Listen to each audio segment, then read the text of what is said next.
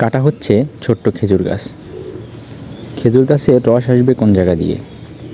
রস তো বের হবে গাছ থেকে, কিন্তু ভাঁড়ের ভিতরে আসবে এই বাঁশটির উপর দিয়ে। এই বাঁশের টুকরোটা কেটে এখন গাছের সাথে লাগিয়ে দিবে।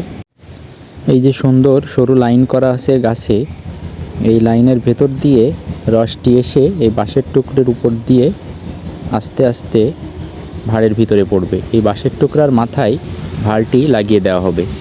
গাছ কেটে তাতে খিল দেওয়া কমপ্লিট হয়ে গেছে। এবার এই যে লাইনটা পরিষ্কার করে দিচ্ছে যে জায়গা দিয়ে রসটি আসবে। এখন এই গাছে ভাঁড় ঝুলিয়ে দেওয়া হবে। দেখুন কিভাবে মাটির ভাঁড় ঝুলিয়ে দেওয়া হয়। এই যে এখন গাছে ভাঁড়টা ঝুলিয়ে দেওয়া হলো। এখন দেখেন আসলে কি গাছ দিয়ে রস বের হচ্ছে? চলুন আমরা দেখি গাছের কাটা জায়গা থেকে রস বের হচ্ছে কিনা। এই যে দেখুন কাটা জায়গা থেকে অলরেডি রস বের হওয়া শুরু হয়ে গেছে। এই রস এখান থেকে বের হয়ে ধীরে ধীরে ভাঁড়ের ভিতরে গিয়ে পড়বে।